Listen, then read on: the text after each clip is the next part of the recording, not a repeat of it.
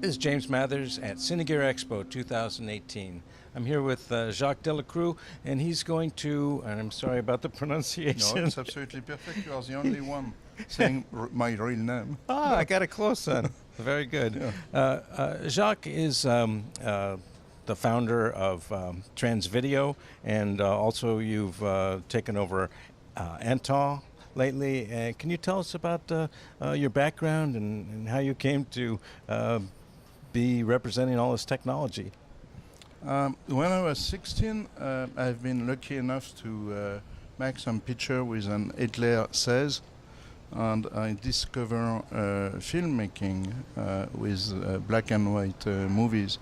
And this camera was something fantastic because it was massive, heavy, but on shoulder it was immediately part of your body. Sure, so great cameras. Doing pictures with that was very easy somewhere. It was full sport to shoot with that, but it was extremely stable.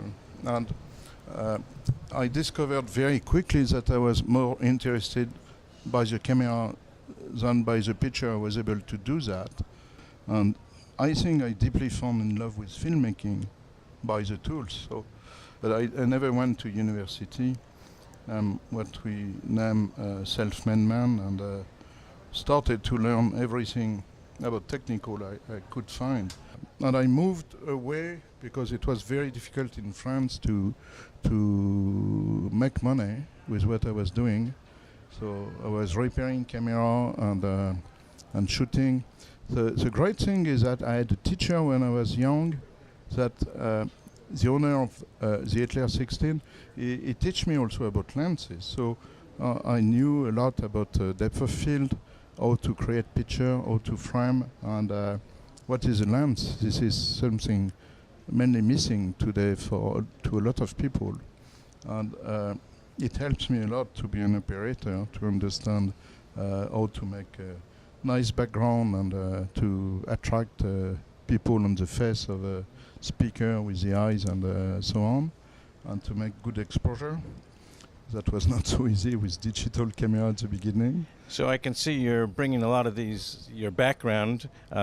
TRANSVIDEO is now a premier supplier or manufacturer of monitors, test equipment. So you've taken your photography background, you've taken your electronics background, yes, and your recording background. You're now doing work with AATON, which my in life their sound is like recorder. a mesh of different things. And after I started to build some musical instrument, synthesizer, a foreman to create some sound. So it gave me an approach about what is a sound. And I went deeply in electronics because I had to learn electronics to create this instrument. So now you brought all that skill together. Yeah, it was, but you know, I was, let's say, I think that with a lot of respect for these people, I was a little bit kind of an autist, and I was not able to understand really the people, but I was understanding the machine much better than people. Still a little bit the same today. Tell us about your companies now. Let's start with TRANSVIDEO. TRANSVIDEO, I started TRANSVIDEO in 1985, and at this time I was doing some standard conversion. You know, there was something named NTSC. And PAL. Yeah, and PAL and SICAM in France. All right. And nothing was compatible. And I started to design some boards to make it compatible between different countries. And but there was not multi-standard machine, and I designed some boards, electronic boards, to make things compatible. So I can see where the name comes from. Yes, TRANSVIDEO. Transformation of video. And I was going quite often to Japan. This is where I learned English, so could explain a lot of things. I had such bad experience with monitoring when I was shooting in studio, because it was never working well, and my dream was to build some good monitors. But started to be very complex with regulation. And one day I was in Tokyo at the Toshiba Development Center. They showed me a very small monitor for pachinko. So that's what got you specializing in the smaller monitors. Yeah, and I since that I say, wow, that's what I need. And I said to the Japanese guys, I need that. We started to build a TRANSVIDEO monitor. Some of them are still in use in LA for people shooting film. And they worked with video taps on film cameras quite often. And I went to NAB with them. That was huge, something bigger than the city I was living in France. And people came and say, wow, that's great, we are waiting for that. I want to buy some. I was shocked because in France, people never say, I want to buy some. You need to talk and come back, and they say, no, yes, maybe, yes, but we don't want to pay. Well, the rest is history. That's a very successful story. Can you jump ahead to and tell us about AATON and your sound recording? Yeah. AATON, we always have been in touch with them. Jean-Pierre is a fantastic guy, a genius, but sometimes difficult to manage. And staying a little Frenchman. bit away. A super Frenchman. And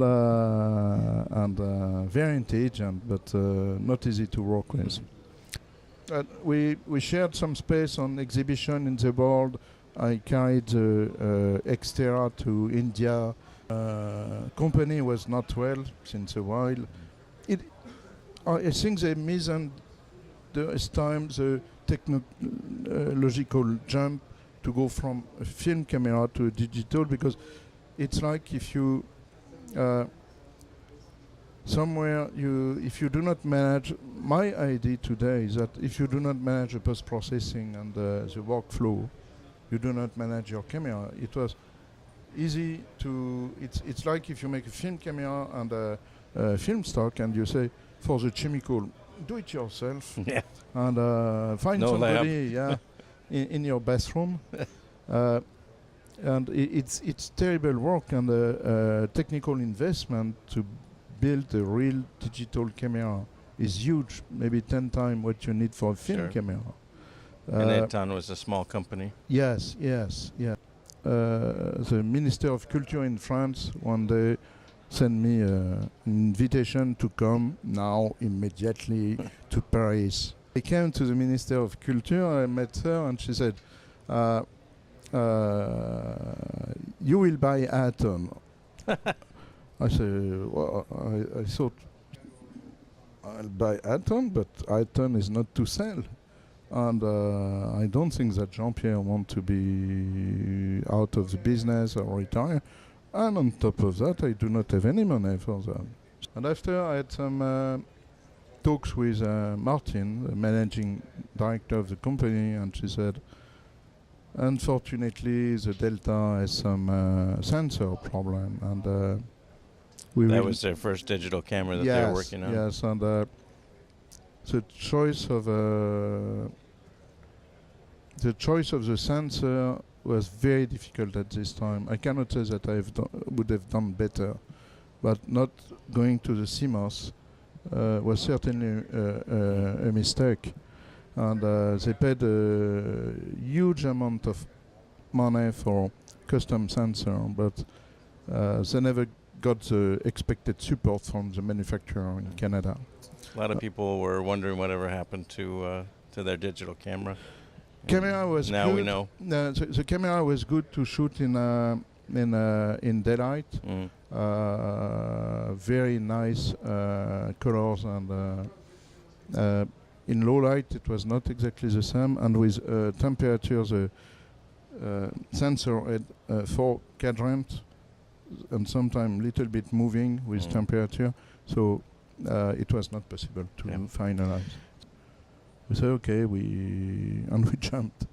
And now you brought all this technology together. Yeah, and the thing was, they said, we'll make a camera, we'll do a new camera. I said, no, I don't think, because today everybody is doing camera. Yeah, be late to the game. And And it's easy to make a camera. It's not easy to make a good one, but it's very easy to make a bad camera.